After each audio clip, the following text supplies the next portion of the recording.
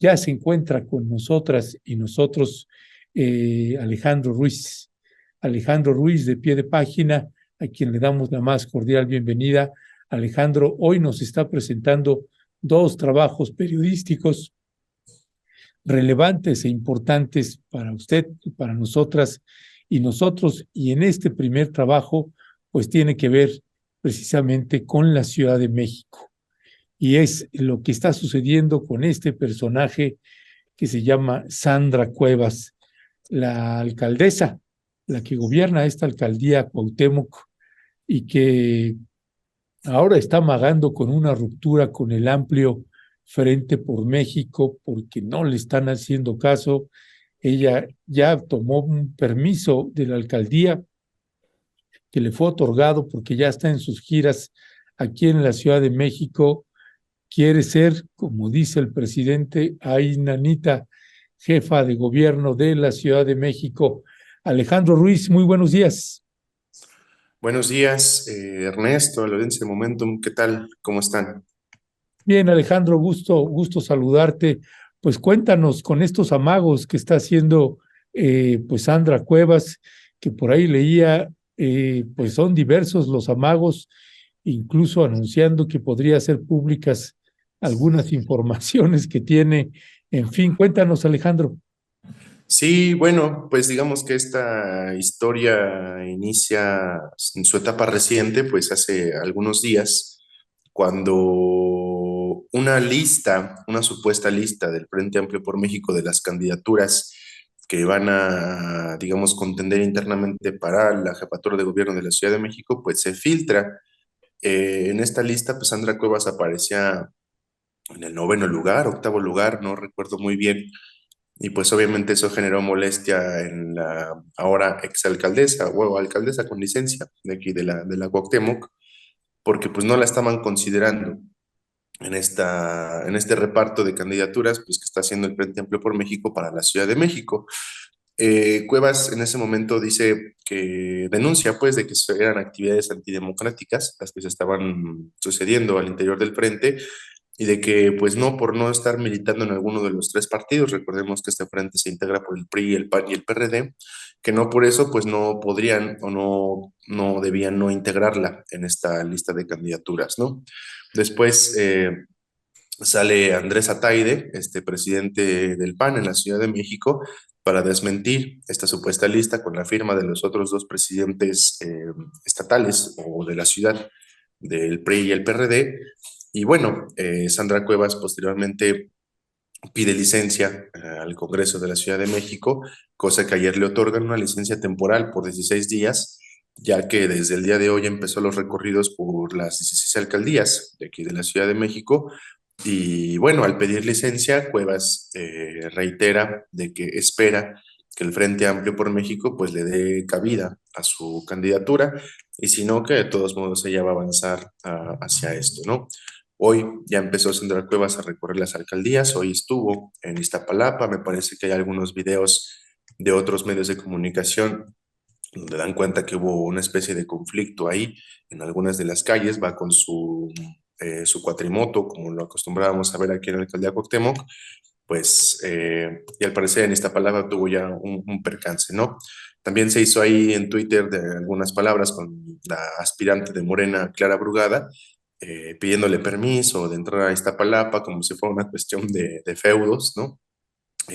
Clara Brugada creo que le respondió acertadamente, le dijo, yo ya no soy alcaldesa y pues aquí en Iztapalapa somos muy distintos como lo son allá en la Cuauhtémoc, porque el espacio público es para todos, ¿no? Un poco recordando ahí los episodios que ha tenido Sandra Cuevas, pues de correr a personas vulnerables de las calles, de pintar los rótulos, etcétera, entre un tipo de cosas que pues ya hemos dado cuenta por acá.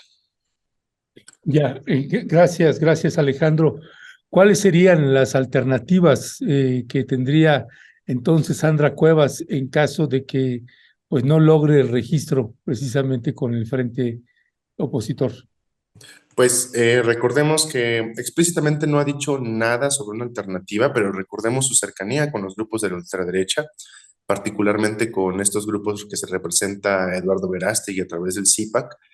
Sandra Cuevas ha estado en Washington en actividades de esta conferencia política de acción conservadora que es un espacio político internacional que aglutina figuras como Donald Trump, Jair Bolsonaro, Lech Walesa, entre otros más, y que Eduardo Verástegui pues, es el presidente aquí en México y que él mismo quiere ser candidato independiente a la presidencia en 2024, ¿no? Entonces, no me sorprendería a mí en realidad de que Sandra Cuevas se cargara hacia esa posición ultraderechista para poder obtener una candidatura aquí en la Ciudad de México. Creo que hasta cierto punto no hay que menospreciar tampoco la fuerza que puede tener la ultraderecha, porque como ya lo mencionaba, CIPAC es una organización bastante fuerte que tiene muchos recursos económicos y que ha inyectado mucho capital a distintas campañas. Veamos nada más el documental que lanzó Eduardo Verástegui, cómo se está difundiendo. Veamos nada más cuáles son los números que ahorita tiene Eduardo Verástegui, donde ya ha conseguido el número de firmas requerido en algunos estados como Jalisco, donde hay una alta presencia de la ideología ultraconservadora, entre otros espacios más. Entonces, bueno, creo que esa podría ser la alternativa de Sandra Cuevas. Inclusive hace 3 días, me parece, ella sale con este personaje Alarraqui, ¿no? En uno de sus programas de YouTube, sale diciendo de que realmente la contienda en la Ciudad de México se va a definir entre ella y Santiago Taboada, ¿no? Entonces, pues bueno, son las alternativas que le quedarían a Sandra Cuevas, alternativas que no son menores y que pues deberíamos estar ahí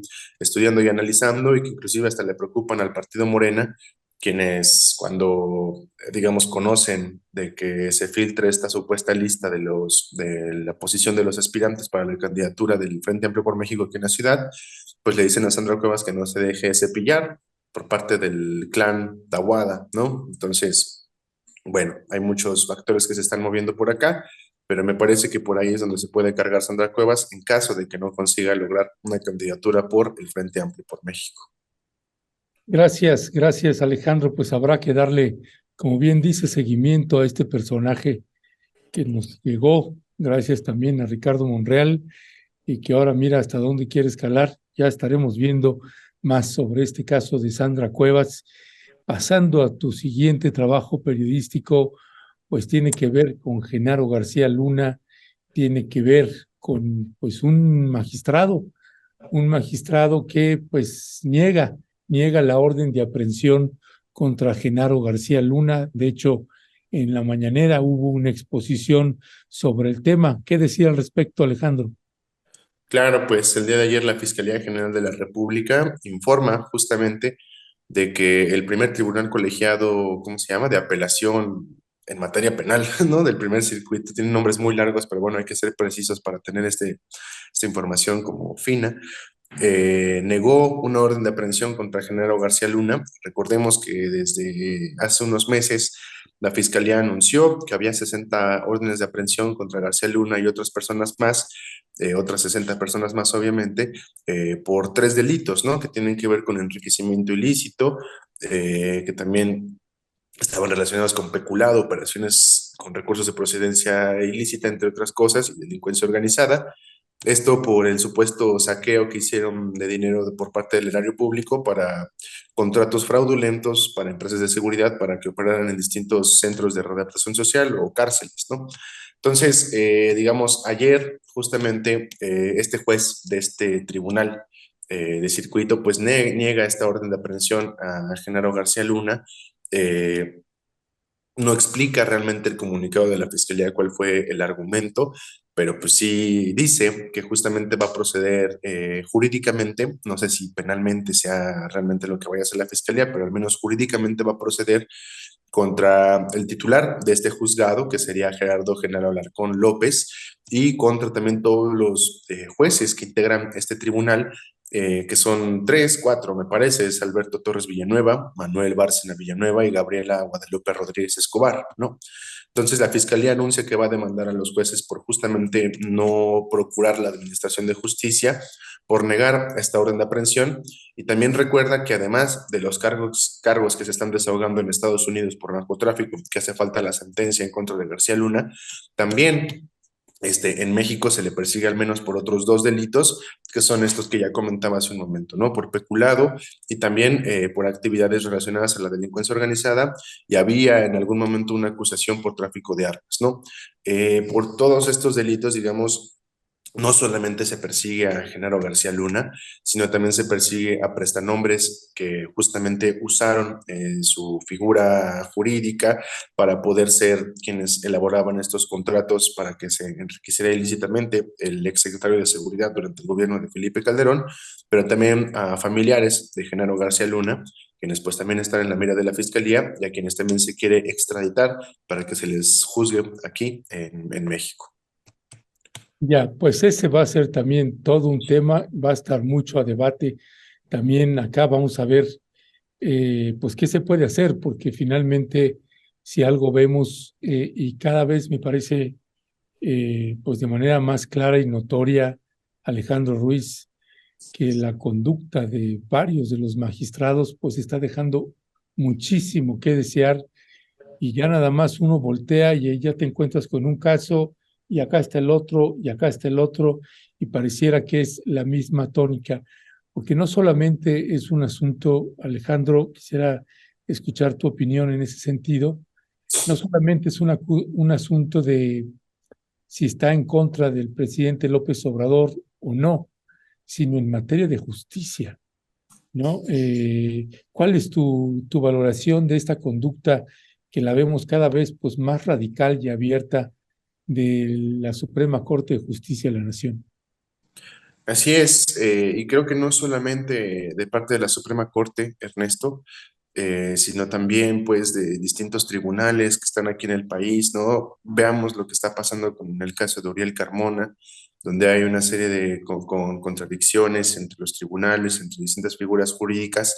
También lo que está pasando en el caso del maíz transgénico, ¿no? Que apenas hace unos días un juez justamente falló a favor de la agroindustria para echar abajo la demanda colectiva en defensa del maíz y que por suerte se apeló y que por suerte también existe una resolución de la Suprema Corte que impide la siembra de maíz transgénico para fines comerciales en México. Lo que está pasando en el caso de Genaro García Luna, muchas cosas de las que están pasando actualmente en Ayotzinapa, en el caso Ayotzinapa, perdón, también involucran al Poder Judicial que debería de estar, digamos, mínimamente bajo el escrutinio público y también pues vigilando sus actividades, porque como comentas, no se trata solamente de que sean un poder opositor al gobierno federal o al poder ejecutivo, sino que en dado caso están atentando contra casos bastante graves, contra demandas muy sentidas de la sociedad y que parece que están favoreciendo a los mismos grupos de siempre. Obviamente no creo que todo el poder judicial, pero sí una buena parte y que operando desde las leyes, desde estos aparatos jurídicos, pues están, digamos, echando atrás no los logros de este gobierno, sino como yo creo, los logros de años de lucha, de décadas de lucha, de distintos colectivos, organizaciones que pueden estar o no estar a favor del gobierno, pero que son demandas muy resentidas y que al final de cuentas se echan abajo o se echan atrás porque tocan intereses de empresarios o de figuras políticas bastante grandes y que el Poder Judicial parece estar operando a favor de ellas, ¿no? Así es, mi estimado Alejandro. Pues te agradezco mucho que nos hayas tomado la llamada. Disculpa que te hicimos esperar un rato. Te mandamos un fuerte y fraterno abrazo y seguimos al habla. Ernesto, a la audiencia de momento igual un fuerte abrazo y que pasen muy buen día. Hasta luego. Gracias, gracias, Alejandro.